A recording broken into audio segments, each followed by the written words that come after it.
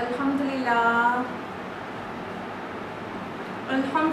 रब्बिल आलमीन वस्सलातु वस्सलामु अला रसूलिहिल करीम व अला आलिहि व अस्हाबिहि अजमईन अम्मा बअद वअऊज़ु बिल्लाहि मिनश शैतानिर रजीम बिस्मिल्लाहिर रहमानिर रहीम शहर रमज़ानल्लज़ी उन्ज़िला फ़ीहिल क़ुरआन हुदल लिन्नास व बय्यिनातिन मिनल हुदा वल फ़ुरक़ान बिस्मिल्लाहिर रहमानिर रहीम रब्बि इश्रह ली सदरी व यस्सिर ली अमरी वहलुल उक़दतम मिन लिसानी यफ़क़हू क़ौली। आप सभी का दर्स कुरान मजीद में तहे दिल से खैर मक़दम है। अस्सलामु अलैकुम व रहमतुल्लाहि व बरकातुहू।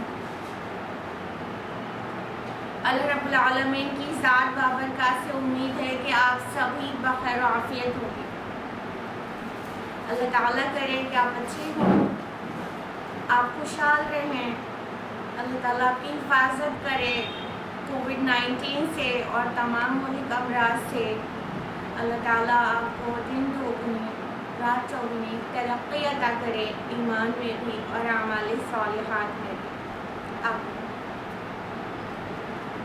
दर्स कुरान मजीद में लास्ट वीक हम लोगों ने सूरा बनी इसराइल की आयत नंबर 82 से लेकर 88 तक जाना था, और ये बताने की ज़रूरत नहीं है कि सूरा बनी इसराइल चल रही है सिलसिलेवार दर्स कुरान में। और आज हम लोग सूरा बनी इसराइल की आयत नंबर 89 ऑनवर्ड्स जानेंगे। लेकिन जैसा कि मामूल है कि बाकायदा स्टार्ट करने से पहले एक रिवीजन दिया जाता है, तो लास्ट वीक आपको रिवीजन कराएंगे, फिर बाकायदा दर्स कुरान होगा, और उसके बाद ये जो फजीलत वाले अय्याम चल रहे हैं यानी अशरा जुल हज्जा, उसकी फजीलत के बारे में इंशाअल्लाह आपको दर्स कुरान के बाद बताएंगे, थोड़ा सा वक्त बचाकर इंशाअल्लाह। तो हम लोग स्टार्ट करते हैं रिवीजन से। पिछले हफ्ते हम लोगों ने जाना था आयत नंबर 82 से 88 तक बनी इसराइल की। तो आयत नंबर 82 है औज़ु बिल्लाहि मिनश शैतानिर रजीम बिस्मिल्लाहिर रहमानिर रहीम। हम लोग सिर्फ तर्जुमे से ही काम चलाएंगे, और हम कुरान से वो कुछ नाजिल करते हैं जो शिफा और रहमत है अहले ईमान के हक़ में, लेकिन ये ज़ालिमों को नहीं बढ़ाता मगर खसारे ही में। लास्ट वीक हमने आप लोगों को बहुत तफसील से बताया था कुरान किस तरह से शिफा है और रहमत है मोमिनीन के लिए। वो शिफा है वो दिल के अमराज से, यानी हुब्बे माल हुब्बे दुनिया, बुक्स की ना, हसरत, जलन, बेचैनी, बेकली, ये सारी चीज़ों में कुरान शिफा है, और निफाक में भी। और लेकिन कुछ लोग कुरान से नसीहत लेने के बजाय वो और बिलक जाते हैं। जो चाहते हैं कुरान से हिदायत अखज़ नहीं करना चाहते हैं, तो वो और ज़्यादा ही बिलक जाते हैं। उनके लिए कुरान और बिलकने का बाइस बन जाता है। अल्लाहुम्मा ला तजअलना मिनहुम। आयत नंबर 83 में है कि और जब हम इंसान को नेमतों से नवाजते हैं तो एराज़ करता है और हमसे कन्नी कतराने लगता है, और जब उस पर कोई तकलीफ़ आ पड़ती है तो वो मायूस होकर रह जाता है। लास्ट वीक हमने आपको तफसील से बताया था ना कि मोमिन का क्या तर्ज़ अमल होता है मसाइल में और नेमतों में, और काफिर का क्या तर्ज़ अमल, तो दोनों का एक दूसरे से बिल्कुल ही मुख्तलिफ होता है। जो काफिर होता है, जो कुफरानी नियामत करने वाला नाशुक्र इंसान होता है, तो उसको जब अल्लाह ताला नियामत देता है तो वो अकड़ जाता है और रब से और एराज़ करने लगता है, और तकब्बुर लाहक हो जाता है उसको। और जब उस पर कोई परेशानी आती है तो वो बहुत मायूस हो जाता है, क्योंकि वो अल्लाह ताला से जुड़ा तो रहता नहीं था, और फिर अल्लाह ताला की तरफ से कोई भी परेशानी आ जाए तो उसको अल्लाह ताला का सहारा तो मिलता नहीं, तो वो मायूस हो जाता है। और इससे बिल्कुल बरक्स मोमिन का तर्ज़ अमल होता है ना। मोमिन क्या करता है कि जब भी कोई खुशहाली उसे मिलती है तो वो शुक्र से भी अल्लाह ही की तरफ पलटता है, और जब कोई परेशानी आती है तो सब्र से भी अल्लाह ही की तरफ पलटता है। आयत नंबर 84 में हम लोगों ने जाना था कि आप कह दीजिए कि हर शख्स काम करता है अपने शाकिला के मुताबिक, बस आपका रब खूब जानता है उसे जो ज़्यादा सीधे रास्ते पर है। लास्ट वीक हमने आपको शाकिला की मीनिंग बताई थी ना, environmental factors plus genetic factors is equal to शाकिला। यानी शाकिला क्या होता है, इंसान के अंदर जो जेनेटिक फैक्टर है अपने पेरेंट्स से मिला है, जीन्स वो कैसी है, उसमें खैर की क्या मात्रा ज़्यादा है कि शर का, और फिर उसकी सराउंडिंग से जो एनवायरनमेंट से उसे मिला है वो क्या है, वह कैसी तरबियत थी, कैसा माशरा था, कैसा स्कूल था, कैसा घर था, ये सारी चीज़ से उसका पूरा एक मिजाज बनता है। तो यही वो चीज़ है जो शाकिला है। तो अल्लाह ताला ने फरमाया कि हर इंसान अपने शाकिला के अंदर अंदर ही अमल करता है और अल्लाह ही जानता है कि कौन से रास्ते पर है। आयत नंबर 85 है कि और ये लोग आपसे पूछते हैं रूह के बारे में, आप फरमा दीजिए रूह मेरे रब के अम्र में से है और नहीं किया गया है तुम्हें इल्म मगर थोड़ा सा। आपको लास्ट वीक हमने ये भी बताया था कि ये रूह किस किस मानों में कुरान में इस्तेमाल हुआ है। कुरान मजीद में रूह एक इंसानी अरवाह के लिए भी आता है और वही के मानों में भी आता है, रूह लफ्ज़ और फरिश्ते के लिए भी। तो ये तीनों माना में आता है। थोड़े से डिफरेंस ऑफ ओपिनियन के साथ ये रूह का जो ताल्लुक़ है वो वही से है, और तो कुछ लोग तो इंसानी अरवाह भी, कुछ मुफस्सिरीन इसकी तफसीर करते हैं। तो अल्लाह ताला ने इसके जवाब में रूह के मुतालिक सवाल करने के जवाब में कहा आपको तो बहुत थोड़ा इल्म दिया गया, यानी इंसान को जितना भी इल्म है वो बहुत थोड़ा है और बहुत ही थोड़ा है। आयत नंबर 86 में है कि और ए नबी अगर हम चाहें तो ले जाएं इस कुरान को जो हमने वही की है आपके रब की तरफ से, फिर ना पाएंगे आप अपने लिए हमारे मुकाबले में कोई भी मददगार। आयत नंबर 87 है मगर ये तो रहमत है आपके रब की तरफ से, इसमें कोई शक नहीं कि उसका फजल आप पर बहुत बड़ा है। तो अल्लाह सुब्हानहू तआला ने अपनी नेमत का याद दिलाया रसूलुल्लाह सल्लल्लाहु अलैहि वसल्लम को और फरमाया कि अगर ये हमने जो कुछ आपको कुरान दिया अगर हम चाहें तो इसको ले जाएं, लेकिन हम ऐसा नहीं करते हैं। तो ये आपके रब का फजल और रहमत है आपके ऊपर कि हम आप पर जो वही करते हैं वो आपको याद रहती है। आयत नंबर 88 में चैलेंज है बहुत बड़ा। आप कह दीजिए कि अगर जमा हो जाए तमाम इंसान और तमाम जिन इस बात पर कि वो इस कुरान के मानिंद ले आएँ तो वो नहीं ला सकेंगे उसकी मानिंद, अगरचे वो एक दूसरे के मददगार भी बन जाएं। तो ये एक बहुत बड़ा चैलेंज है कुरान मजीद की हक़ानियत का, जो रसूलुल्लाह सल्लल्लाहु अलैहि वसल्लम के ज़रिए दिया जाता रहा। कुरान में 5 मकामात पर आया और इस मकाम पर आया कि कुरान इस जैसा कुरान ले आए।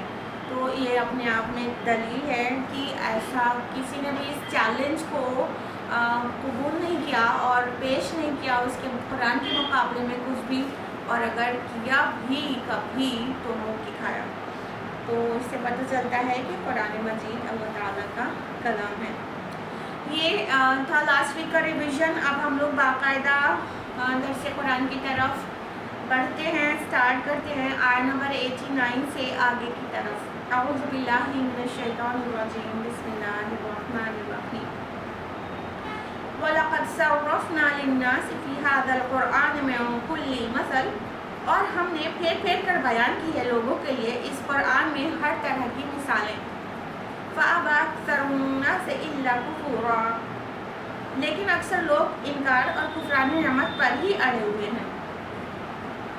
अब एक चीज़ और करिएगा, इस आया में भी लफ्ज़ कुरान आया है, इससे प्रीवियस आया में 88 में भी लफ्ज़ कुरान आया था, और ये पूरी सूरा ऐसी सूरा है जिसमें कुरान लफ्ज़ बार बार और बार बार और बार बार आया है।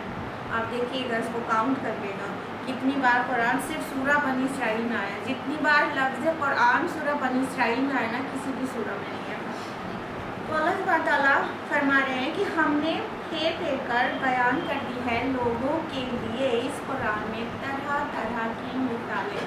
यानी अल्लाह रब्बुल आलमीन ने इंसानियत की हिदायत के लिए कुरान मजीद में एक ही मिसाल को तरह तरह से बयान किया, फेर फेर कर मुख्तलिफ पैराए में। यहाँ जो सर्रफना लफ्ज़ आए ना, सर्रफना यानी तसरीफ का मतलब होता है फेर फेर कर फिर से बयान करना। तो यानी मुख्तलिफ पैराए में डिफरेंट परसेप्शंस के साथ एक ही मिसाल को बार बार बयान करना, اور بہت ساری الگ الگ مثالوں کے ساتھ بات کو سمجھانا اور بہت ساری نصیحت اخذ کرنے کے لیے جو بھی طریقہ بیسٹ ہو سکتا تھا اللہ سبحانہ و تعالیٰ نے اس قرآن کے ذریعے نصیحت بھیج دی ہے ہر طرح سے. مثال کے طور پر ایک ہی بات کئی طرح سے آتی ہے نا, جیسے قصہ آدم و ابلیس ہے قرآن مجید میں, یہ 7 بار ریپیٹ ہوا ہے. اور آپ دیکھیں 6 بار مکی سورت میں 1 بار مدنی سورہ میں جب آئے تو ہم نے آپ کو تفصیلات بھی بتائی تھی اسی سورہ کے اندر میں. تو یہ جو 7 بار آیا ہے نا, اگر آپ 7 جگہ کا مطالعہ کریں تو آپ کو پتہ چلے گا کہ یہ قصہ آدم و ابلیس ہر جگہ الگ پرسیپشن سے آیا ہے, الگ نقطۂ نظر سے پیش کیا گیا ہے. ہر بار فوکس الگ چیز پر ہے اور ہر جگہ اس کا حسن دیکھتے ہی بنتا ہے. یعنی قرآن مجید میں طرح طرح کی مثالیں ہیں, بار بار ریپیٹ ہوتی ہیں, لیکن وہ بالکل بھی مونوٹونس نہیں فیل ہوتا ہے قرآن پڑھنے کے بعد.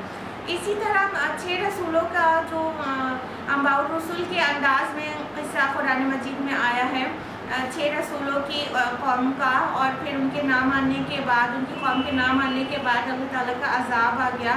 یہ بھی مختلف جگہوں پر ہے, سورہ اعراف میں ہے, سورہ ہود میں ہے اور سورہ قمر میں ہے اور بھی کئی صورتوں میں ہے. تو وہی رسولوں کے جو واقعات ہیں انہوں نے کیسے کیسے انذار کی, کیسے کیسے تبشیر سنائی اور پھر ان کی قوم نے کیا جواب دیا, یہ الگ الگ جگہ پہ الگ الگ انداز میں آیا ہے. اور کچھ باتیں تو ہو ریپیٹ ہو جاتی ہیں, تو اس کے بعد بھی لوگ نہیں سمجھتے. تو قرآن مجید میں اللہ تعالیٰ نے ایسی کوئی بھی چیز چھوڑی نہیں ہے جو نصیحت اخذ کرنے کے لیے ریکوائرڈ تھی اور اس میں شامل نہیں ہے. ہر وہ چیز قرآن مجید میں شامل کر دی گئی ہے جو کوئی بھی انسان کو نصیحت حاصل کرنے کے لیے ریکوائرڈ ہے, ضرورت ہے. تو اللہ تعالیٰ نے اتنے طرح سے قرآن کو بیان کیا, قرآن میں بیان کیا ایک ہی مثال کو طرح طرح سے اور کئی مختلف مثالوں کے ذریعے سمجھایا.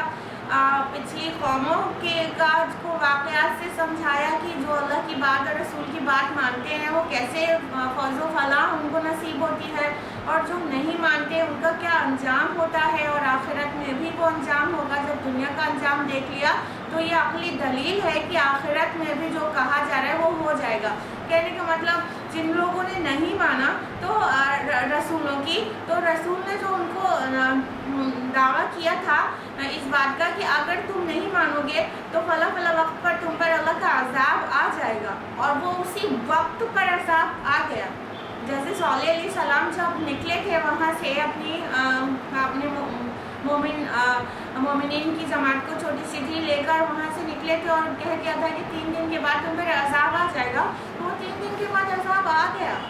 تو یہ اس بات کی دلیل ہے نا باقیوں کے لیے اس بات کی دلیل ہے نا کہ رسول نے جو دعویٰ کیا, جو خبر سنائی وہ سچی ہو گئی دنیا میں, تو آخرت کے لیے بھی جو خبر سنا رہے ہیں کہ تم مر جاؤ گے, پھر اٹھائے جاؤ گے, تمہارا حساب و کتاب ہوگا اور تمہارے اعمال تولے جائیں گے, یہ سب بھی پھر حق ہوگا. تو اس طرح سے قرآن مجید میں اللہ تعالیٰ نے طرح طرح سے لوگوں کی نصیحت کے لیے, لوگوں کو حق پر لانے کے لیے مثالیں بیان کر دی ہے. لیکن اللہ تعالیٰ فرماتے ہیں اکثر لوگ کفران نعمت پر ہی اڑے ہوئے ہیں, کفر پر ہی اڑے ہوئے ہیں, مان ہی نہیں دے رہے ہیں. وہ اللہ تعالیٰ کی ناہی نعمتوں سے وہ نصیحت اخذ کرتے ہیں.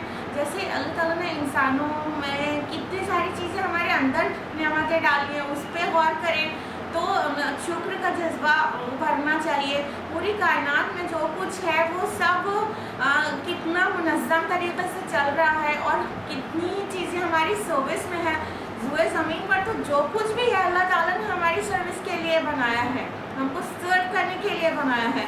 اور یہ چاند اور یہ تارے اور یہ سورج یہ سب ہماری سروس میں ہے, یہ اللہ تعالیٰ نے مسخر کر دیا ہے ہم سب کے لیے. تو اس سے انسان شکر سے نصیحت اخذ کر سکتا ہے اور وہ ایک اپنے خالق کو پہچان سکتا ہے کہ یہ پوری کائنات اتنے منظم طریقے سے چل رہی ہے, بنا خالق کے کیسے چل سکتی ہے. چھوٹا سا ادارہ کسی ڈائریکٹر کے بنا نہیں چل سکتا, کسی حاکم کے بنا نہیں چل سکتا, تو پوری کائنات بہت ہی نظم و ضبط کے ساتھ کیسے چل رہی ہے. تو یہ ساری بات ایک تو انسان خود سے نہیں غور کرتا اور پھر اللہ تعالیٰ اس کو مثال بنا کے بتا دیتا ہے, اس کی طرف مطلب اٹینشن سیکھ کرتا ہے, اس کے بعد بھی انسان مان کر نہیں دیتا، غور نہیں کرتا اور اپنے رب کو نہیں پہچانتا۔ تو فرمایا کہ اکثر لوگ تو انکار اور کفران نعمت پر ہی اڑے ہوئے ہیں۔ یہ کون لوگ ہیں؟ جو لوگ ماننا ہی نہیں چاہتے، جو لوگ حق پر آنا ہی نہیں چاہتے، جو لوگ اپنی نفس کی خواہش کی پیروی کرنا چاہتے ہیں، جو لوگ چاہتے ہیں کہ ہم جو چاہ رہے ہیں وہ کرتے رہیں اور پھر اس میں کوئی رکاوٹ نہ ڈالے۔ رسول اگر جس چیز کی دعوت دے رہا ہے اس کو ماننے میں ان کے نفسانی خواہشات کی جو اندھی پیروی وہ کرنا چاہتے ہیں اس میں رکاوٹ آتی ہے، انہیں چھوڑنا ہے وہ چیزیں۔ مان لیجیے کسی کی عادت ہے شراب پینے کی، یا کسی کی عادت ہے یا کسی کا بزنس ہے پورا سود پر مبنی، تو جو رسول کی دعوت ہے یا قرآن کی دعوت ہے تو اس چیز سے منع کیا جائے گا۔ تو یہ نفس کی پیروی یا انسان جو بندھا ہوا ہے نفس کا غلام ہو گیا ہے تو اس پہ رکاوٹ آتی ہے۔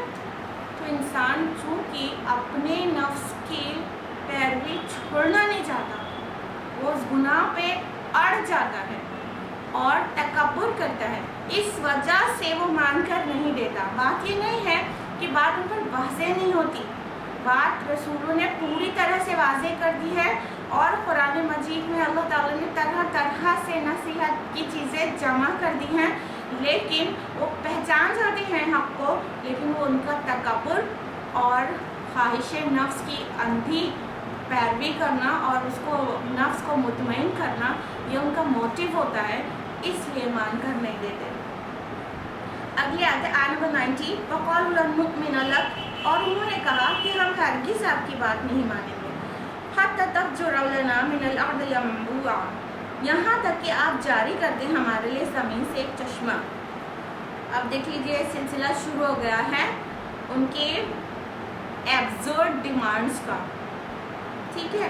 رسول اللہ صلی اللہ علیہ وسلم سے کیا کیا مطالبہ کر رہے تھے؟ کہہ رہے ہیں کہ ہم ہرگز آپ کی بات نہیں مانیں گے۔ دیکھیں یہاں پہ آیا قَالُوا لَن نُؤْمِنَ لَكَ، جب ایمان کے بعد صلہ لا آتا ہے، لام کا صلہ آتا ہے تو اس کا مطلب ایمان لانا نہیں ہوتا، اس کا مطلب ہوتا ہے بات کو مان لینا۔ تو آیا ہے نُؤْمِنَ لَكَ، ہم آپ کی بات کو نہیں مانیں گے، لَن نُؤْمِنَ لَكَ، ہم آپ کی بات کو ہرگز نہیں مانیں گے۔ کیا؟ جب تک کہ آپ جاری کر دیں ہمارے لیے زمین سے ایک چشمہ۔ اب دیکھیے بات یہ نہیں ہے کہ رسول اللہ صلی اللہ علیہ وسلم سے کفار مکہ مطالبہ کر رہے ہیں معجزے کا، حسی معجزے کا، اور کہہ رہے ہیں کہ آپ زمین سے ایک چشمہ جاری کر دیجئے، تو جیسے ہی زمین سے چشمہ جاری ہو جائے گا وہ مان لیں گے۔ بات یہ نہیں ہے، بات صرف نہ ماننے کا ایک آرگومنٹ دینا ہے۔ تو ہم اس لیے نہیں مان رہے۔ کس لیے نہیں مان رہے؟ آپ ہمیں کوئی معجزہ نہیں دکھا رہے ہیں، آپ معجزہ دکھائیے اور حسی معجزہ دکھائیے۔ ابھی پچھلی ہی ایک آیت پہلے آیت نمبر 88 میں آیا نا کہ قرآن مجید جیسا کلام تم پیش کرو، یعنی قرآن مجید اپنے آپ کو معجزات کا معجزہ بنا کر پیش کر رہا ہے۔ تو معجزہ تو ہے، اور یہ معجزہ آخری رسول کے دور تک بھی نہیں تھا۔ وہ تو جس طرح قرآن مجید پہ عمل قیامت تک ہونا ہے اور آخری رسول کی امت کو قیامت تک اسی ہدایت پر رہنا ہے، اسی کتاب سے لینا ہے ان کو ہدایت، تو اللہ تعالیٰ نے اس کتاب کو ہی معجزہ بلکہ معجزات کا معجزہ میریکلز بنا کر چھوڑا ہے۔ موسیٰ علیہ السلام کے ساتھ جو معجزہ تھا، حسی معجزہ، وہ ان کے دور تک ہی تھا نا۔ عصائے موسیٰ یہودیوں کا ابھی بھی کلیم ہے کہ انہوں نے جو ہے وہ تابوت سکینہ میں رکھا ہوا ہے، تو کیا عصائے موسیٰ آج نکل آئے تو کیا وہ اژدہا بن جائے گا؟ نہیں نا۔ عیسیٰ علیہ السلام کا معجزہ جو بھی جتنے بھی تھے وہ کیا آج ورک کریں گے کہ کیا اندھے اور کوڑی کو شفا مل سکتی ہے؟ نہیں مل سکتی ہے۔ تو یہ جو معجزات پچھلے رسولوں کو دیے گئے ہیں وہ حسی معجزات تھے اور ان کے دور کے لیے تھے، تو آخری رسول کو قیامت تک والا معجزہ دیا گیا ہے قرآن حکیم، لیکن یہ حسی معجزے کی ڈیمانڈ کر رہے تھے۔ تو کہہ رہے ہیں کہ ہم آپ کی بات ہرگز نہیں مانیں گے جب تک آپ جاری نہ کر دیں ہمارے لیے زمین سے ایک چشمہ۔ اب بتائیے سمود نے صالح علیہ السلام سے یہ ڈیمانڈ کی تھی کہ آپ ہم کو ابھی چٹان میں سے ایک اونٹنی برآمد ہو جائے، یہاں سے ایک اونٹنی برآمد ہو جائے، آپ ہم کو یہ معجزہ دکھائیے. آن ڈیمانڈ ان کو اللہ رب العالمین نے معجزہ دکھایا صالح علیہ السلام کے ہاتھوں. چٹان میں شگاف ہوا اور ایک حاملہ اونٹنی برآمد ہو گئی، اس کو ناقۃ اللہ کا قرآن مجید میں. تو کیا انہوں نے جو مانگا تھا وہ ایز اٹ از ان کی ڈیمانڈ کو پوری کر دیا گیا؟ تو کیا سمود پورے ایمان نہیں لائے تھے؟ نہیں لائے تھے نا. تو جس کو نہیں مان کر دینا ہوتا ہے وہ نہیں مان کر دیتا ہے. معجزے کی ڈیمانڈ تو ریجیکٹ کرنے کا ایک ریزن بنا کے پیش کیا جاتا ہے. تو ہمارے پیارے نبی محمد رسول اللہ صلی اللہ علیہ وسلم سے بھی حسی معجزات کی ڈیمانڈ ہو رہی تھی اور کہا جا رہا تھا کہ ہم نہیں مانیں گے آپ کی بات یہاں تک کہ آپ زمین سے ایک چشمہ جاری کر دیں. تو اگر اللہ تعالیٰ کی حکم سے رسول اللہ کو اس کے ہاتھوں یہ معجزہ دکھا بھی دیا جاتا کہ زمین پھٹتی اور وہاں سے ایک چشمہ جاری ہو جاتا، تو کیا سب کے سب ایمان لے آتے؟ یہ ابو جہل اور ابو لہب اور عقبہ بن ابی معیط یہ سب ایمان لے آتے؟ بات یہ نہیں تھی. بات یہ تھی کہ وہ رسول اللہ صلی اللہ علیہ وسلم کی بات کو مان کر نہیں دینا چاہتے تھے اور آرگومنٹس اس طرح کے دیتے تھے کہ جیسے وہ ماننا چاہتے ہیں لیکن ان کے اوپر واضح نہیں ہو رہا ہے کہ آپ رسول ہیں. تو یہ تو ایک ڈیمانڈ ہو گئی. یہاں پر کئی جو ان کی ڈیمانڈس تھی بہت ایبزرڈ ڈیمانڈس وہ ایک ساتھ جمع کی گئی ہیں. اگلی آیت میں ہے او تکون لک جنۃ من نخیل وعنب فتفجر الانہار خلالها تفجیرا. یہاں آپ کے لیے بن جائے کھجوروں اور انگوروں کا ایک باغ، پھر آپ جاری کر دیں اس کے اندر نہریں.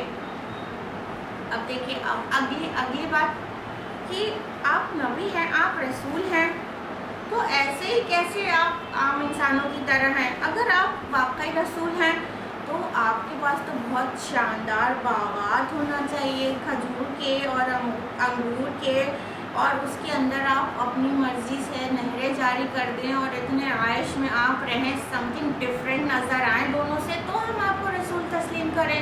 یہ کیا مطلب آپ کبھی تو پھر رسول اللہ صلی اللہ علیہ وسلم کو فاقے بھی ہوتے تھے، اتنا مطلب حالات ایسے ہو گئے تھے. جو حضرت خدیجہ رضی اللہ عنہ کا جو بھی مال تھا وہ رسول اللہ صلی اللہ علیہ وسلم نے اپنی دعوت میں پورا نچھاور کر دیا تھا دین اسلام کے لیے، اور رسول اللہ صلی اللہ علیہ وسلم کو تو وقت نہیں رہتا تھا کہ وہ کمائیں، دعوت کے کام میں بزی ہوتے تھے. تو کبھی فاقے بھی آ رہے ہوتے تھے آپ کو، اور آپ کا بچپن پورا حالت یتیم. تو یہ کہہ رہے ایک ایسا رسول ہے یتیم، اور یہ اس کا نہ کوئی زندگی اتنی شاندار ہے اور نہ ہی اس کے کھجور اور انگور کے باغ ہیں. تو اگر آپ ہم کو آپ رسول ہیں تو اللہ تعالیٰ کو کچھ خاص چیزیں آپ کو دینا چاہیے. آپ پورے مکہ اور طائف میں ایک سب سے ڈفرینٹ پرسنالٹی ہوتے، آپ نظر آتے کہ اتنے خاص ہیں. آپ کا کھجور اور انگور کا باغ ہوتا ہے. یہ کھجور اور انگور کا باغ کیا ظاہر کر رہا ہے کہ ان کی نظر میں اس وقت کی جو امیری تھی وہ یہ تھی کہ کوئی بہت امیر ہے، بہت ریچ ہے. جیسے آج کل کا جو انداز ہے مطلب ریچ پرسن کا، وہ کیا ہے کہ اس کا بڑی گاڑیاں ہوتی ہیں لیٹسٹ بالکل ماڈل کی، بڑی گاڑیاں کئی لیٹسٹ ماڈلس کی، اور اس کا بنگلو ہوتا ہے شاندار، اور وہ مطلب اس کا موبائل بہت مہنگا ہوتا ہے. اس طرح کی آپ کے تصورات ہیں نا. پہلے کے تصورات کیا تھے؟ کوئی بہت امیر ہے تو اس کا بہت شاندار باغ ہوگا، اور اس میں کھجور کے مطلب باغ کی خوبصورتی اور باغ کا عمدہ ہونا اس بات سے وہ طے کرتے تھے کہ اس میں کھجور کی قطار کے قطار پیڑ لگے ہوں، اور پھر اس کے اندر انگور کی لتر ہو. مطلب جو سب سے اعلیٰ درجے کے باغات ہوتے تو ان کے تصور میں ایسے تھے. تو وہ وہی کہہ رہے تھے. ابھی کے لوگ اگر ڈیمانڈ کر رہے ہوتے تو شاید یہی کارز اور موبائلز اور اس طرح کا ڈیمانڈ کرتے نا. تو ان لوگوں نے ڈیمانڈ کیا کیا کہ اگر آپ کو خاص دکھنا تھا تو آپ کے پاس نہ ہی اتنا شاندار باغ ہے، اور اس میں باغ تو باغ ہو، اس کے اندر آپ اپنی مرضی سے نہریں جاری کر دیں، اپنی طاقت سے، تو آپ پتہ چلے کہ آپ اللہ کے رسول ہیں۔ اگلی آیت میں ہے اور تسقط السماء كما زعمت علينا كسفا، یا آپ گرا دیں آسمان ہم پر ٹکڑے ٹکڑے کر کے جیسا کہ آپ دعویٰ کرتے ہیں۔ او تأتی باللہ والملائکۃ قبیلا، یا آپ لے آئیں اللہ کو اور فرشتوں کو ہمارے سامنے۔ سبحان اللہ۔ اب یہ اگلی ان کی بےہودہ ڈیمانڈ تھی، کیا کہ اگر آپ واقعی اللہ کے رسول ہیں تو ہم تب تک نہیں مانیں گے جب تک آپ ہم کو یہ نہ دکھا دیں، کیا کہ آپ گرا دیں آسمان ٹکڑا ٹکڑا کر کے ہمارے اوپر، اور آپ اس کا دعویٰ بھی کرتے ہیں۔ مت سمجھیے گا کہ نبی کریم صلی اللہ علیہ وسلم نے کبھی یہ دعویٰ کیا تھا کہ تم نہیں مانو گے تو میں آسمان تم پر گرا دوں گا، معاذ اللہ۔ اللہ کے نبی صلی اللہ علیہ وسلم جب قیامت کی خبر دیتے ہیں، جیسے کہ قرآن مجید میں بہت جگہوں پر ہے کہ آسمان پھٹ جائے گا، تو وہ جو قیامت کی خبر ہے اس کی طرف یہ اشارہ ہے کہ آپ تو دعویٰ بھی کرتے ہیں یا آسمان پھٹ جائے گا اور ٹکڑے ٹکڑے ہو جائے گا اور فرشتے صف در صف چلے آئیں گے، تو وہ چاہ رہے تھے کہ دنیا میں ان سر میں لگی دو ڈھیلوں والی آنکھوں سے ان کو یہ چیز دیکھنے کو مل جائے، کیا کہ آسمان پھٹ جائے اور ٹکڑے ٹکڑے ہو جائے نبی کے ایک اشارے سے، اور پھر اتنی بڑی ڈیمانڈ کر ڈالی، اتنی بےہودہ ڈیمانڈ کر ڈالی کہ آپ اللہ کو اور فرشتوں کو ہمارے سامنے جب تک لا کے نہ رکھ دیں گے ہم تو نہیں مانیں گے۔ اللہ اکبر۔ انسان جب ڈھٹائی پہ آمادہ ہو جاتا ہے نا تو وہ کوئی حد نہیں بچتی ہے، کوئی حد نہیں بچتی ہے کہ کہہ دیا کہ فرشتوں کو ہمارے سامنے لے آئیے۔ ارے فرشتے آئیں گے نا جب ان کا وقت تمام ہونے کو رہتا ہے، تو فرشتے آتے ہیں اور ان آنکھوں سے پھر دکھنے لگ جاتے ہیں۔ جو روح نکالنے کے لیے تمام فرشتے آتے ہیں، تو حالت نظام میں جب انسان جا چکے رہتا ہے تو فرشتے آتے ہیں نا اور دکھنے بھی لگتے ہیں، پھر وہ مہلت کا وقت نہیں ہوتا۔ تو اس سے پہلے کہ فرشتوں کو دیکھنے کی ڈیمانڈ کی جائے، اپنے مہلت عمل کو غنیمت جاننا چاہیے اور اللہ تعالیٰ کو سامنے دکھا دو۔ اتنی بڑی بات، اللہ اکبر۔ موسیٰ علیہ السلام نے جب اللہ تعالیٰ سے بات کرتے تھے، موسیٰ کلیم اللہ ہم سبھی جانتے ہیں ان کا لقب ہے، تو جب انہوں نے جب خواہش کی کہ اللہ تعالیٰ کو مطلب بات کر کے اتنا مسرور ہو جاتے تھے کہ انہوں نے سوچا کہ اللہ تعالیٰ اپنا جلوہ ہمیں دکھا دے، تو آپ کو پتہ ہے کہ قرآن مجید میں ہے اور یہود سب جانتے تھے، اور یہود کی خبروں سے یہ سبھی جانتے تھے کہ اللہ تعالیٰ نے تجلی فرمائی، ریفلیکشن تھا، اللہ تعالیٰ نہیں تھا، ریفلیکشن تھا، تو پورا پہاڑ جو ہے پورا جل کے بھسم ہو گیا۔ تو اتنی بڑی ڈیمانڈ کی تھی موسیٰ علیہ السلام سے بھی ان کی قوم نے یہ ڈیمانڈ کی تھی، تو یہ مطلب ضد اور ہٹ درمی کی انتہا دکھاتی ہے یہ چیزیں کہ کس طرح وہ رسولات کو مطلب ذہنی طور سے ٹارچر کر رہے تھے۔ یعنی رسول اللہ صلی اللہ علیہ وسلم اپنی اخلاق سے ثبوت دے رہے ہیں کہ میں تمہارے بیچ رہا ہوں اور کبھی جھوٹ نہیں بولا ہے، میرے اخلاق کا تم پر پورا مطلب نمونہ بن کر تمہارے سامنے ہے۔ میرے ساتھی جو ایمان لاتے ہیں وہ لوگ کے اندر کیا انقلاب برپا ہو جاتا ہے، تم کتنا بھی ٹارچر کر لو وہ ایمان سے نہیں پھرتے۔ یہ سب کیا دلائل اور ثبوت نہیں ہے ان کے لیے حق کے حق ہونے کی؟ اور قرآن مجید میں اتنی طرح سے نصیحت کی باتیں بتا دی گئیں، اور پچھلی قوموں نے جو ایسی حرکتیں کی تھی ان کا کیا انجام ہوا وہ ساری خبریں سنا دی گئی۔ اس کے بعد بھی ان کو گنجائش تھی کہ وہ ایسی بےہودہ اپنی ڈیمانڈس کریں۔ اگلی آیت میں ہے اور یکون لک بیت من زخرف او ترقى في السماء، یا آپ کے لیے سونے کا ایک محل تعمیر ہو جائے یا آپ آسمان میں چڑھ جائیں۔ ولن نؤمن لرقيك حتى تنزل علينا كتابا نقرأه، اور ہم آپ کے آسمان کے چڑھنے کو بھی نہیں مانیں گے یہاں تک کہ آپ اتار لائیں ایک کتاب جسے ہم خود پڑھیں۔ قل سبحان ربی هل كنت الا بشرا رسولا، آپ کہہ دیجئے کہ میرا رب پاک ہے، میں نہیں ہوں مگر ایک بشر رسول۔ اور کیا مطالبہ تھا ان کا ایک بہت ہی بےہودہ، وہ یہ کہ आप नबी हैं, आप रसूल हैं, आप यहाँ से वहाँ पैदल घूमते रहते हैं और इतने पेबंद लगे हुए कपड़े पहनते हैं। आपकी शान तो ये होना चाहिए था कि आपका रब आपकी इतनी मदद करता कि सोने के महल में आप रहते, आपके लिए अल्लाह ताला आपका रब सोने का महल बना देता और उसमें से कुछ ऐसी सीढ़ी लगी होती कि आप आसमान पे चढ़ जाते।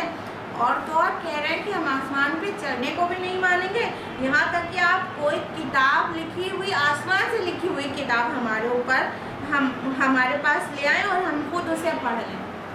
अल्लाहु अकबर, कितनी बेहूदगी कि अल्लाह ताला अगर अपने नबी को नमूना बनाकर अल्लाह ताला ने रखा उनके लिए, और वो सारे मसाइब में उसने नमूना पेश किया और सारे तंगदस्ती में क्या सब्र का क्या शान होनी चाहिए वो सारा नमूना पेश किया, और ये कह रहे हैं कि सोने का महल होता और आप ऐसे रहते हैं। तो जो फेक लोग होते हैं ना, जो लोग मज़हब के नाम पर, किसी भी मज़हब के नाम पर तो लोगों को बेवकूफ़ बना रहे होते हैं ना, तो उनके ज़रूर बड़े बड़े बंगलो होते हैं और सोने का ताज होता है उनके पास, और किलो किलो के हिसाब से सोना निकलता है। हमें ज़रूरत नहीं है किसी का नाम लेने की, आपको अच्छी तरह पता है कि ऐसे लोग जब मर जाते हैं तो उनके यहाँ से सोने का मतलब किलो के हिसाब से सोना निकलता है और बहुत दौलत निकलती है और बहुत उन्होंने अय्याशी की होती है। तो ये फेक लोगों की निशानी होती है कि वो दीन के नाम पर, चाहे वो कोई सा भी मज़हब हो, मज़हब के नाम पर लोगों को बेवकूफ़ बनाते हैं और कमाई कर रहे होते हैं, तो इतनी दौलत जमा कर लेते हैं। और रसूल जो है उसकी सीरत में एक चीज़ हमेशा आप पाएंगे कि रसूल जब दावत देना शुरू करता है उसके बाद के हालात उसके और मुश्किल वाले हो जाते हैं और तंगदस्ती आ जाती है। और अपने प्यारे नबी की सीरत से अगर जितना भी वाकिफ़ हैं आप, तो आपको पता होना चाहिए कि मक्का में जब रसूलुल्लाह सल्लल्लाहु अलैहि वसल्लम ने दावत शुरू की थी तो हज़रत खदीजा रज़ियल्लाहु ताला अन्हा, जो कि बहुत रिच लेडी थी ना, बिजनेस वूमन थी, तो उन्होंने अपना पूरा माल अपने शौहर रसूलुल्लाह सल्लल्लाहु अलैहि वसल्लम की दावत पर कुर्बान कर दिया। तो उससे पहले तक आप रिच थे, इतना भी नहीं कि सोने का महल था, लेकिन आप मालदार थे, लेकिन फिर वो सारा माल अल्लाह की राह में लगता गया। और यहाँ तक कि आप सल्लल्लाहु अलैहि वसल्लम के घर में मदनी पीरियड में ऐसे भी अय्याम आए हैं कि कोई पूरा चांद ऐसा गुजर जाता है, यानी महीना, जब चूल्हे में आग नहीं लगती और सिर्फ खजूर और ऊँटनी के दूध पर गुजारा होता। तो ऐसे भी अय्याम रसूलुल्लाह ने देखे हैं। तो ये सदाकत और हक़ानियत की दलील है, बल्कि कि अगर किसी को मतलब दुनिया परस्ती में कोई अपना फ़लसफ़ा आपके ऊपर थोप रहा है, उसका मकसद है कमाना, तो वो धीरे धीरे रिच होता चला जाएगा ना। और जो अल्लाह ताला की रज़ा के लिए आपको हक़ की तरफ बुला रहा है, तो वो धीरे धीरे गरीब होता चला जाएगा। तो रसूलुल्लाह सल्लल्लाहु अलैहि वसल्लम की तो ये शान थी कि उससे पहले की जो दौलत थी वो भी सब अल्लाह ताला के दीन के लिए उन्होंने खर्च कर दी थी। और ये कह रहे हैं कि सोने का एक महल होता और उसमें सीढ़ी लगा के आप आसमान पे चढ़ जाते, और चढ़ने को भी नहीं मानेंगे, आप आसमान से एक लिखी हुई किताब ले आते। तो मूसा अलैहिस्सलाम ने लिखी हुई किताब भी ला कर दी थी ना, तौरात तख्तियों पर लिखी हुई मिली थी ना कोई तौर पर। तो क्या सारे बनी इसराइल सब के सब मान ही गए थे और सारे के सारे हमेशा मानते रहे हैं? नहीं ना, इनकार तो तब भी हुआ था। तो जो भी हिस्से मौजज़ात जो डिमांड किए जाते हैं, अगर अल्लाह ताला उनको एज इट इज़ भी दिखा दे तो भी इनकार करने वाले नहीं मानते हैं, फिर वो नई बात कहने लगते हैं।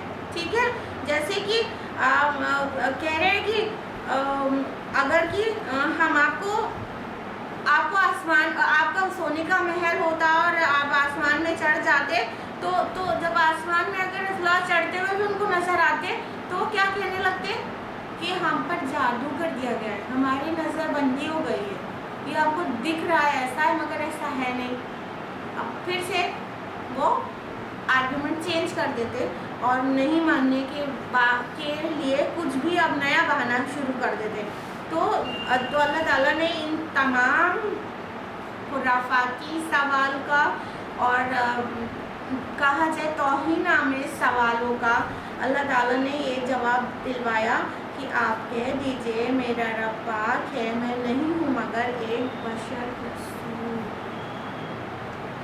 अल्लाह ताला ने कहलवाया कि मैं कह दो कि मैंने कब खुदा होने का दावा किया तुमसे कि मैं जो चाहूँ कर सकता हूँ, मैं सारी खुदाई मेरे इख्तियार में है, मैं चाहूँ तो सोने का मेरा महल बन जाए, मैं चाहूँ तो मेरे बागात हो जाएं, मैं चाहूँ तो आसमान में चढ़ जाऊँ, मैंने कब डिमांड किया तुमसे? तो कहा कहिए सुब्हान रब्बी, मेरा रब पाक है इस बात से कि शिर्क किया जाए। रसूलुल्लाह सल्लल्लाहु अलैहि वसल्लम ने कभी नहीं कहा था ना उनसे कि मैं जो भी चाहूँ कर सकता हूँ, और रसूलुल्लाह की ज़ुबान से कहलवा रहा है अल्लाह रब्बुल आलमीन कि आप कह दीजिए कि मैं एक बशर हूँ और रसूल हूँ। ये दोनों चीज़ इम्पॉर्टेंट है कि जो बशरियत का तकाज़ा ये है कि आपको भूख भी लगती है, आप खाना भी खाते हैं, आप बाज़ारों में भी घूमते हैं, और आपने निकाह भी किया, आपके बच्चे भी हैं। तो बशर होने की ये सारे दलाइल मौजूद हैं कि आप बशर भी हैं।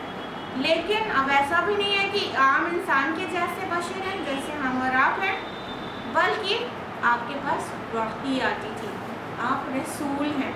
तो वही आने की वजह से, रसूल होने की वजह से आप ख़ास हैं, लेकिन वो ह्यूमन बीइंग हैं ताकि हमारे लिए बेहतरीन नमूना बन सके और आप हमें वो सारी चीज़ें करके दिखा सके जो एक इंसान को करना होता है अपनी ज़िंदगी में। तो अल्लाह ताला ने फरमाया कि आप कह दीजिए कि मैं तो सिर्फ एक बशर हूँ और रसूल हूँ। ये दोनों चीज़ बहुत ठीक से समझनी चाहिए। बशर भी थे रसूलुल्लाह सल्लल्लाहु अलैहि वसल्लम, लेकिन आम बशर नहीं थे, आम इंसान नहीं थे।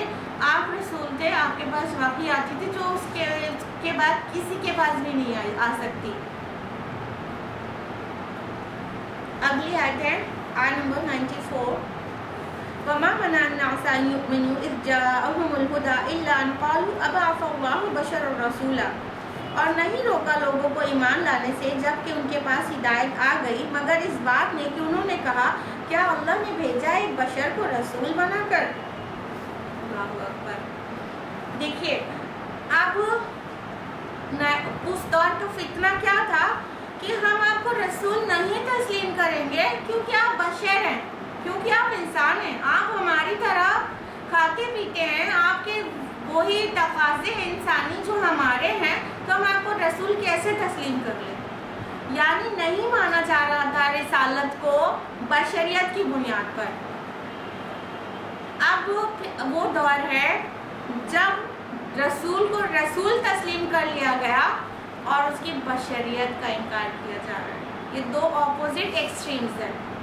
उस वक्त में क्या हो रहा था, रिसालत का इनकार हो रहा था बशरियत की वजह से कि आप इंसान हैं, हमारे जैसे दो हाथ, दो पैर, दो आंखें हैं, आप चलते हैं, फिरते हैं, खाते हैं, रहते सहते हैं, आपकी सारी कमज़ोरियां हैं जो इंसान की होती हैं, और खाने पीने की ज़रूरत है, आराम की ज़रूरत है, वो सारे बशरी तकाज़े आपके साथ हैं, तो आपको रसूल कैसे तस्लीम कर लें। तो रिसालत का इनकार हो रहा था बशरियत की वजह से। फिर एक दौर आ गया ना कि रिसालत को मान लिया गया तो बशरियत का इनकार कर दिया गया। एक ग्रुप ऑफ पीपल उम्मत मोहम्मद सल्लल्लाहु अलैहि वसल्लम में से ही बशरियत का इनकार करता है कि रसूल हैं तो बशर नहीं हो सकते, वो ख़ास हैं और वो मतलब बशर से ऊपर है। आपकी बशरियत का इनकार करते हैं रिसालत की वजह से। ये दोनों ऑपोजिट एक्सट्रीम्स पर जा रहे हैं। क्या होना चाहिए, बशरियत भी कबूल करनी है, रिसालत भी कबूल करनी है। दोनों का फ़र्क अभी हमने प्रीवियस आया में बहुत अच्छी तरह से बताया है आपको कि बशर तो थे लेकिन आम नहीं थे। रसूलुल्लाह सल्लल्लाहु अलैहि वसल्लम ख़ास थे, आपके पास वही आती थी और अल्लाह ताला की मखसूस हिफाजत आपके साथ थी। تو عام تو نہیں تھے. تو اس طرح سے کسی بھی ایکسٹریم پر نہیں جانا ہے. اس دور کے لوگوں نے کیا، اس دور کے لوگوں کو ایمان لانے سے کس چیز نے روک دیا کہ آپ ان کو بشر نظر آتے تھے، انسان نظر آتے تھے، ہیومن بینگ نظر آتے تھے، اس وجہ سے نہیں مان رہے تھے. تو اس وجہ سے فتنے میں پڑ گئے. دیکھیے انکار کرنے والے مختلف طرح کے ہوتے ہیں، ٹھیک ہے. تو کچھ لوگ بہت سادہ لو انسان ہوتے ہیں. تو ان کے جو لیڈرز ہوتے ہیں سوسائٹی کے، وہ سمجھ جاتے ہیں، سچ کو سچ پہچان جاتے ہیں، لیکن اس کے بعد بھی اپنی انا تکبر میں انکار کرتے ہیں. لیکن کچھ سادہ لو انسان ایسے ہوتے ہیں جو اپنے سوسائٹی کے لیڈرز کے کہنے پر مس گائیڈ ہو جاتے ہیں، ان کی برین واشنگ ہو جاتی ہے. تو کچھ لوگ ایسے بھی ہر دور میں ہوتے ہیں کہ جو ان کے لیڈرز نے کہا برین واشنگ جان بوجھ کے کی، تو ان کا برین واش ہو گیا اور اس کے بعد ان کو ایسا لگنے لگا. تو اس میں ایسے بھی لوگ تھے کہ ان کو بہکا دیا گیا کہ دیکھو یہ تو ہماری طرح کا انسان ہے، سب طرح کے اس کے بشری تقاضے ہیں، یہ کیسے رسول ہو سکتا ہے. اللہ کے رسول ہونے کا مطلب ہے کہ فرشتہ صفت ہو یا فرشتہ ہی ہو. ابھی اگلی آیت میں آ بھی رہا ہے. اور یہ کھانا پینا اس کی کمزوریاں نہ ہو، آرام کرنا اس کی ضرورت نہ ہو، سم تھنگ ڈفرینٹ ہو، کچھ خاص ہو. تو ایسے ایک سادہ لو انسانوں کو اس طرح سے برین واش کر کے ان کو بھی حق سے روک دیا جاتا ہے، تو وہ یہ سچ سمجھنے بھی لگتے ہیں. تو اس دور کے لوگ اس بات سے، کچھ لوگوں نے انکار کیا کہ ہاں یہ تو انسان ہے ہمارے اور آپ کے جیسے، تو رسول ہونا کیسے کلیم کیا، تو ان کو کیسے رسول مانا جا سکتا ہے. یعنی وہ کہہ رہے تھے جان بوجھ کے، جو لوگ سمجھ رہے ہیں وہ بھی اور جو نہیں سمجھ رہے ہیں وہ بھی، کہ کوئی فرشتہ آیا ہوتا ہمارے پاس اللہ کا پیغام لے کر، یعنی وہ علیحدہ دکھتا ہم سے.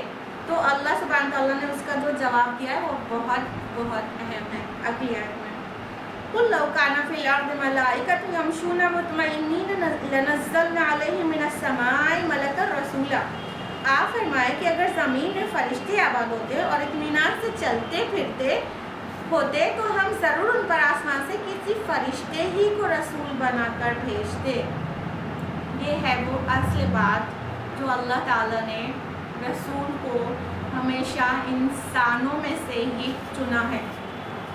اللہ تعالیٰ اس کا ایک دم ویسا جواب دے رہے ہیں جو ہمارے اور آپ کے دل کو لگنے والا اور بہت آسانی سے سمجھ میں آنے والا ہے.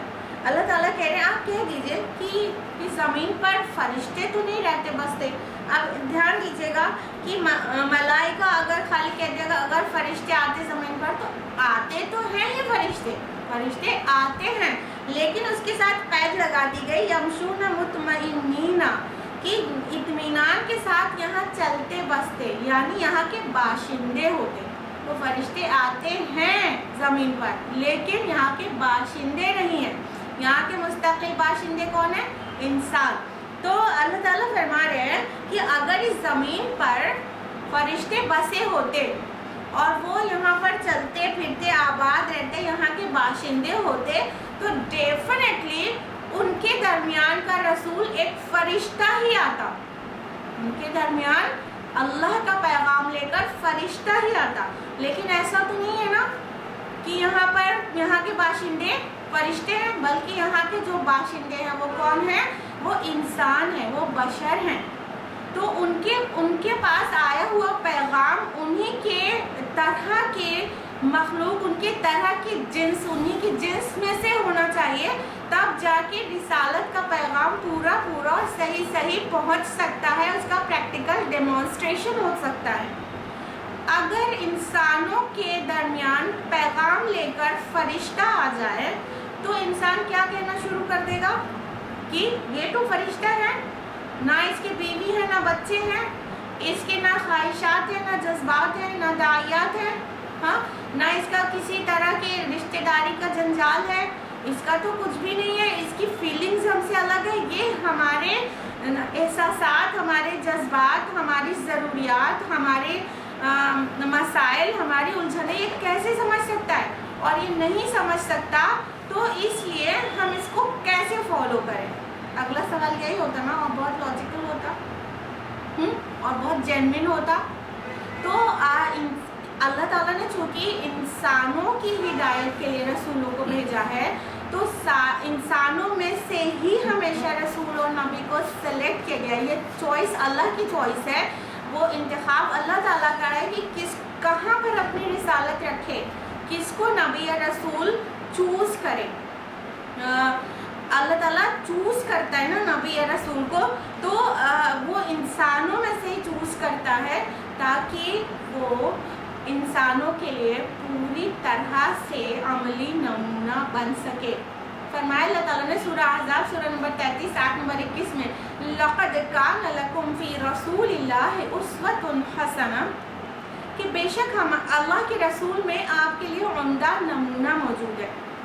اب بتائیے نمونہ پیٹرن آف کنڈکٹ رسول کے اندر ہے، وہ اگر ہماری جنس کا نہیں ہوتا تو اس کا نمونہ ہمارے لیے کیسے بنتا.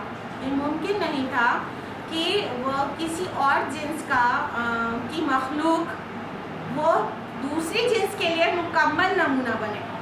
تمام رسولوں نے اپنی زندگیاں ان انسانوں کے بیچ گزاری جو ان کے مخاطب اول تھے، اور پھر انہوں نے زندگی کو جی کر دکھایا کہ کیا چیز کیسے کرنا ہے، کن سچویشن کو کیسے ٹیکل کرنا ہے، کن حالات میں کیا کرنا ہے اور کیسے کرنا ہے. یعنی ہمارا کھانے پینے کا کیا طریقہ ہونا چاہیے، ہمارے مہمان نوازی کا کیا طریقہ ہونا چاہیے، ان چھوٹی چیزوں سے لے کر ہمارے پیارے نبی محمد رسول اللہ صلی اللہ علیہ وسلم نے یہ تک بتایا کہ ہمارا سوشل سسٹم کیسا ہونا چاہیے، ہمارا پولیٹیکل سسٹم کیسا ہونا چاہیے، ہمارا اکانومک سسٹم کیسا ہونا چاہیے. اور نہ صرف بتایا، ہر ایک چیز کو اسٹیبلش کر کے دکھایا نا، ایک پورا معاشرہ اسلام پر قائم کر کے دکھایا، نہ صرف مدینہ میں بلکہ پورے عرب میں. رسول اللہ کی حیات مبارکہ میں یہ عظیم الشان کام ہو چکا تھا، اور رسول اللہ صلی اللہ علیہ وسلم نے ساری دنیا کو دکھا دیا کہ اس طرح سے اللہ کا نظام قائم کرنا ہے. تو ہر ایک چیز میں آپ اسوہ ہیں، آپ نمونہ ہیں. اور یہ جو بھونڈی سی ڈیمانڈ ہے کہ فرشتہ کوئی ہوتا، آپ تو بشر ہیں، تو فرشتہ کیسے ہمارے احساسات اور جذبات اور ہماری جو ضروریات اور الجھنیں ہیں وہ سب اس کی نہیں ہوتی، تو کیسے وہ عملی نمونہ کیسے بن سکتا تھا؟ کبھی بھی نہیں ہو سکتا تھا. لہٰذا اللہ تعالیٰ نے ان لوگوں کی جو بےہودہ بکواس تھی اور بے مطلب کی جو ڈیمانڈس تھی اس کو پورا نہیں کر دیا. اللہ تعالیٰ کی منشا کچھ اور ہی تھی. اللہ تعالیٰ نے رسول اللہ صلی اللہ علیہ وسلم کے ہاتھوں کوئی بھی خارق عادت معجزہ نہیں دکھایا ان کی ڈیمانڈ پر. جو ایسے معجزات، حسی معجزات رسول اللہ صلی اللہ علیہ وسلم سے ڈیمانڈ پر نہیں صادر کیے گئے. حالانکہ آپ نبی تھے تو آپ کے ہاتھوں میں معجزات سرزد ہوئے ہیں، لیکن وہ رسالت کی دلالت کے طور پر نہیں تھے. دھیان رکھیے گا، وہ رسالت کی دلالت کے طور پر نہیں تھے، وہ برہان وہ ثبوت نہیں تھے آپ کی رسالت کا. وہ آپ سے بہت سارے معجزات سے ضرورت، تھوڑا سا کھانا میں بہت سارے لوگوں کو اتفاق ہو جانا سب کے لیے کافی ہو گیا، اور پیالے کے دودھ میں اتنی برکت ہو جانا، اور رسول اللہ صلی اللہ علیہ وسلم سے کیمل کا باتیں کرنا، اور جس مسجد نبوی میں جس تنے سے آپ ٹک کر کھڑے ہوتے تھے پھر نہیں کھڑے ہوئے تو اس تنے کا پھوٹ پھوٹ کر رونا اور آپ کا سننا. آپ سے بھی خارق عادت کئی معجزات سرزد ہوئے، لیکن وہ معجزات نہیں کہنا چاہیے کیونکہ وہ رسالت کی دلالت کے طور پر نہیں تھے. تو اللہ کے رسول کو اللہ تعالیٰ نے جو مطلب عام انسانوں سے الگ رسول بنایا تھا تو کئی ایسی چیزیں ہوئی، لیکن جس وقت یہ ڈیمانڈ کر رہے تھے کہ ہمیں یہ اور یہ چیزیں کر کے دکھائیے، اس وقت ایک بھی ڈیمانڈ کو پوری نہیں کیا گیا، بلکہ اللہ تعالیٰ نے اس سے بڑھ کر چیز ان کو دی، اور وہ ہے القرآن، قرآن مجید، معجزات کا معجزہ. اگر کوئی یہ سمجھتا ہے کہ مطلب آخری رسول کو کوئی معجزہ نہیں دیا گیا تو اس کے سمجھ کا نقص ہے. سب سے بڑا معجزہ جو مطلب معجزات کا معجزہ کہہ سکتے ہیں, جو انسانی ذہن کے معراج پر پہنچ چکے تھے نا لوگ تب جب رسول مبعوث ہوئے, کیونکہ انسانی ذہن کا بھی ارتقاء ہوتا چلا جا رہا ہے. تو وہ جو معجزات تھے جو پہلے کے رسولوں کو اللہ تعالیٰ نے دیا, وہ چھوٹے معجزات تھے, وہ اس اپنے ذہن کی اتنی ترقی پر تھے. وہ انسانی ذہن ترقی کرتا چلا گیا اور پھر معجزات بھی اس کے اکارڈنگ آئے. تو اب انسان اتنا مطلب انٹلیکچولی اتنا ترقی یافتہ ہو چکا تھا کہ اب اسے بہت بڑا اور عقل والا معجزہ دکھایا جاتا ہے, اور وہ ہے قرآن مجید. تو معجزہ دکھایا گیا لیکن ان کی بےہودہ ڈیمانڈ پر پھر سے معجزہ نہیں دکھایا گیا, اور آخرکار انہوں نے مان کر نہیں گیا. تو پھر فائنلی جواب کیا دیا جا رہا ہے آیت نمبر 96 میں, قُلْ كَفَى بِاللَّهِ شَهِيدًا بَيْنِي وَبَيْنَكُمْ, آپ کہہ دیجئے کہ اللہ کافی ہے گواہ میرے اور تمہارے درمیان. إِنَّهُ كَانَ بِعِبَادِهِ خَبِيرًا بَصِيرًا, یقیناً وہ اپنے بندوں سے باخبر ہے اور ان پر نظر رکھنے والا. اب جب رسول اپنی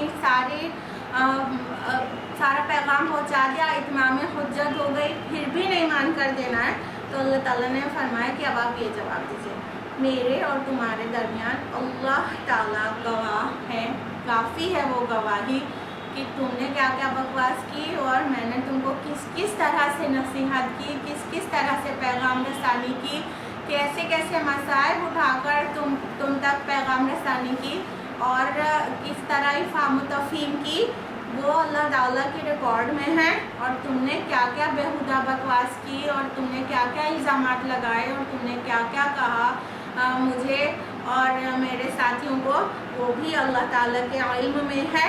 بس وہی گواہ کافی ہے, اور وہ اپنے بندوں سے باخبر ہے اور ان پر نظر رکھنے والا, اور بصیر ہے اور خبیر ہے, دیکھنے والا بھی اور خبر رکھنے والا بھی. تو وہ بہتر جانتا ہے. یعنی اب تمہیں نہیں مان کر دینا ہے, مت مان کر دو. اب میرا اور تمہارا جو انصاف ہے وہ انصاف کے دن ہوگا, ڈے آف ججمنٹ, آخرت میں ہوگا کہ میں نے کیسے کیسے تم کو پیغام پہنچایا اور کیسے کیسے نصیحتیں کی, اس پر تمہارے کیا کیا جواب تھے. اس کا فیصلہ روز آخرہ ہو جائے گا.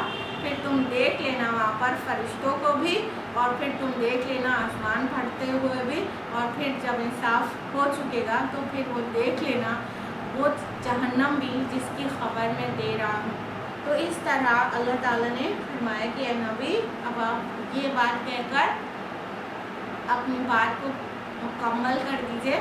اور اللہ تعالیٰ نے کی منشا تھی کہ ان کو جس ڈگری کا معجزہ دکھانا تھا اسی ڈگری کا معجزہ دیا, اس سے چھوٹی ڈیمانڈ ان کی پوری نہیں کی. اور یہ بھی بات غور کرنے والی ہے کہ اسی معجزے کے ڈیمانڈ پر اگر معجزہ دکھا دیا جاتا ہے تو پھر قوم کی مہلت عمل بہت جلدی ختم ہو جاتی ہے. اس کے بعد بھی نہیں مان کر دینے پر اس کی مہلت عمل ختم ہو جاتی ہے. تو یہ جو معجزات نہیں دکھائے گئے ہیں وہ اس میں اللہ تعالیٰ کی رحمت اور فضل ہے کہ اگر جو یہ کہہ رہے تھے وہ ساری چیزیں ہو جاتی, ان میں سے کوئی ایک چیز بھی ان کو دکھا دی جاتی, تو پھر ان کو ایک بہت لمیٹڈ ٹائم دیا جاتا کہ اب مان جاؤ, نہیں تو پھر تم تباہ ہی ہو جاؤ گے, برباد ہو جاؤ گے. تو اگر اللہ تعالیٰ آن ڈیمانڈ معجزہ نہیں بھی دکھا رہا تو اس کی رحمت ہے, اس کا فضل ہے کہ ان کی مہلت عمل بڑی تھی اور ان کے پاس گنجائش تھی. آج ہم لوگ یہیں پر مکمل کریں گے تاکہ ہم لوگ تھوڑی باتیں عشرۃ ذوالحجہ کے تعلق سے کر لیں. تو آیت نمبر 96 تک ہم لوگوں نے جان لیا ہے. اب ادر دین درس قرآن ہم آپ کو ضرور ریمائنڈ کرانا چاہتے ہیں عشرۃ ذوالحجہ کی فضیلت, تاکہ یہ آپ سے مس نہ ہونے پائے, اس کے فضائل اور اس کی برکتیں اور رحمتیں اور عنایتیں جو اللہ تعالیٰ کی طرف سے ہے وہ آپ سے مس آؤٹ نہ ہونے پائے. اللہ کے نبی صلی اللہ علیہ وسلم کی حدیث ہے صحیح بخاری میں اس کی فضیلت کے مطابق کہ کوئی بھی عمل اللہ کے نزدیک پسندیدہ نہیں اس عمل سے زیادہ کہ اس عشرے میں نیک عمل کیے جائیں. تو صحابہ نے کہا کہ یا رسول اللہ جہاد فی سبیل اللہ بھی نہیں؟ تو رسول اللہ صلی اللہ علیہ وسلم نے فرمایا ہاں جہاد فی سبیل اللہ بھی نہیں، سوائے اس جہاد کے جس میں بندہ اپنے پورے مال اور جان کے ساتھ جائے اور واپس کچھ بھی نہ لے کر آئے، یعنی اپنا پورا مال بھی قربان کر دے اور اپنی جان بھی قربان کر دے اور شہید ہو جائے. سوائے اس عمل کے باقی سارے اعمال سے، باقی سارے نیک عمل، کوئی بھی نیک عمل کر لو، اس سے زیادہ محبوب اللہ تعالیٰ کو ان ایام میں کیے گئے نیک اعمال ہے. عشرہ ذوالحجہ کی پہلی تاریخ سے لے کے 10 تاریخ تک، تو یہ 10 دن جو ہیں یہ بہت فضیلت والے ہیں. اس کی فضیلت کا پتہ سورہ فجر سے بھی چلتا ہے. سورہ فجر سورہ نمبر 89 آیت نمبر 1 اور 2 میں اللہ تعالیٰ نے فرمایا والفجر ولیال عشر، قسم ہے فجر کی اور 10 راتوں کی. اور مفسرین ان 10 راتوں کو کہتے ہیں عشرہ ذوالحجہ کی راتیں ہیں. یہ 10 راتیں ذوالحجہ کی جو پہلی 10 راتیں ہیں. جب اللہ تعالیٰ کسی چیز کے لیے قسم اٹھاتا ہے نا تو یہ اس بات پر دلالت کرتی ہے کہ اس کی فضیلت کیا ہے، اس کی اہمیت کیا ہے. تو اس سے پتہ چلتا ہے کہ یہ 10 راتیں یعنی یہ جو 10 دن اور 10 راتیں یہ بہت اہم ہیں اور فضیلت والے ہیں. تو اللہ تعالیٰ نے قسم اٹھائی ہے نا، تو اسی لیے ہم آپ سے یہ کہنا چاہیں گے کہ یہ 10 دن تو شروع ہو چکے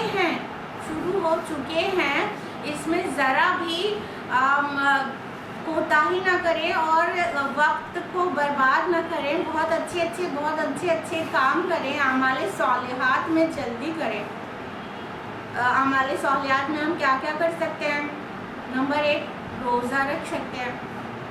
پورے 9 دن کا بھی روزہ جو رکھ سکتا ہو رکھے، اب تو پورا 9 دن بچا بھی نہیں ہے.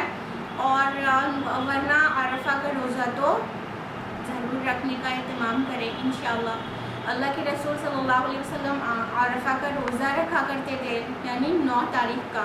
یاد رہے کہ 10ویں تاریخ کا روزہ نہیں رکھنا ہے، یعنی اس دن تو عید الاضحیٰ ہوتی ہے نا، تو عید کا اور اس کے بعد ایام تشریق یہ 4 دن کا روزہ حرام ہے. ایک عید الفطر کا اور ایک عید الاضحیٰ کا اور 3 ایام تشریق کا.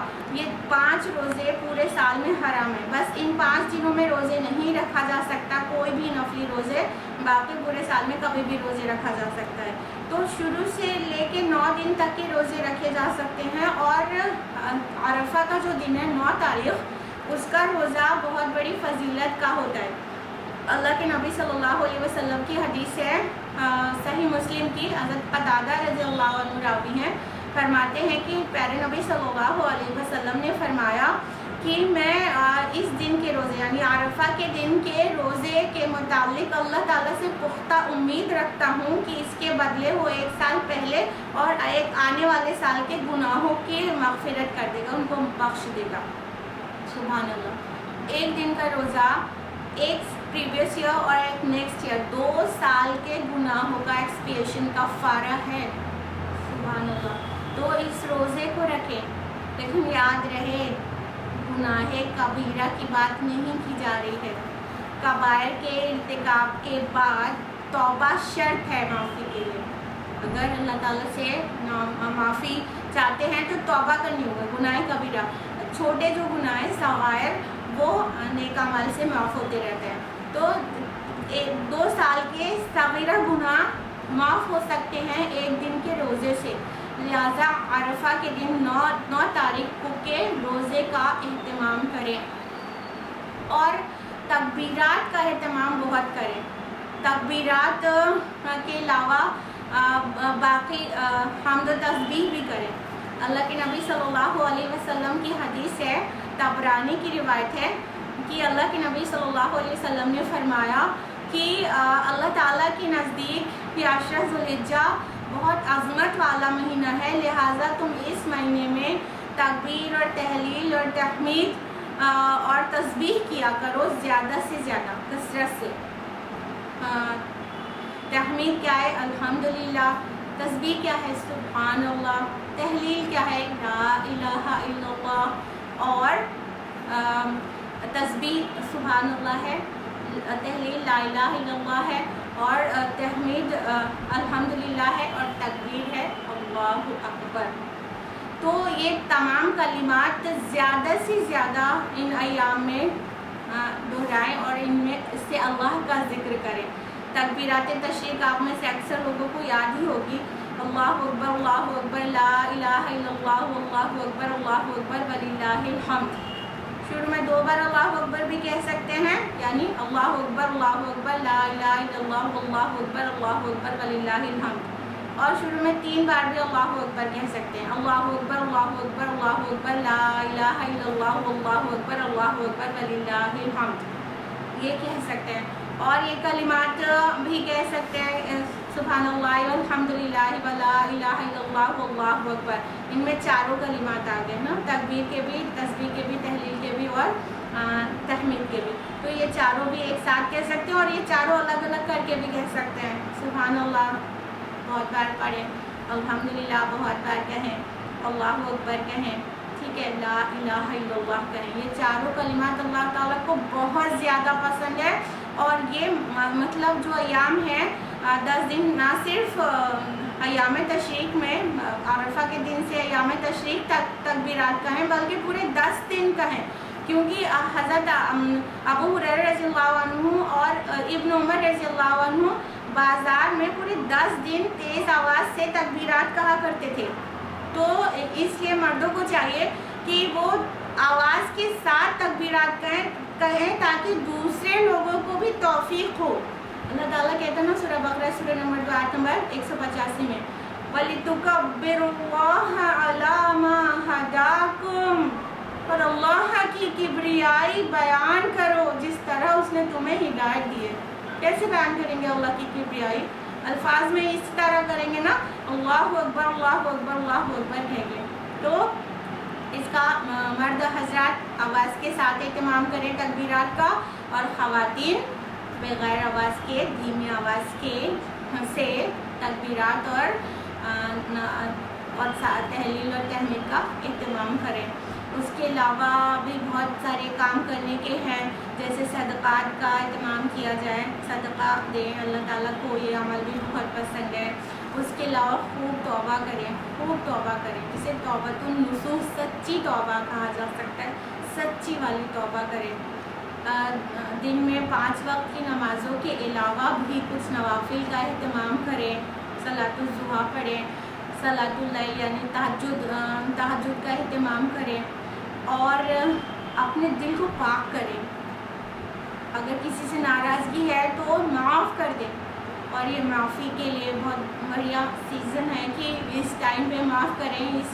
اسی عشرے میں قربانی سے ہمیں مطلب پتہ چلتا ہے، قربانی کے عمل سے، کہ انسان کی مطلب اہمیت یہ ہے کہ وہ قربانی دینا سیکھے. تو اس عشرے میں 10ویں تاریخ سے لے کے ایام تشریق تک قربانی کا عمل بھی ہوتا ہے. حج اور عمرہ بھی اسی ایام میں ہوتا ہے. لہٰذا یہ بہت ہی قیمتی ایام ہے، اس کو مس نہیں کریں، اور زیادہ سے زیادہ عبادات اور نیک اعمال میں گزاریں. اللہ سبحانہ و تعالیٰ کہنے سننے سے زیادہ عمل کی توفیق عطا فرمائے. آمین. آج کے لیے اتنا ہی. آپ شاپلی میرا یوٹیوب چینل سبسکرائب کر لیں اگر آپ نے ابھی تک سبسکرائب نہیں کیا ہے تو، اور فیس بک پر پیج میرا لائک کریں. جزاکم اللہ خیرا. والسلام علیکم ورحمۃ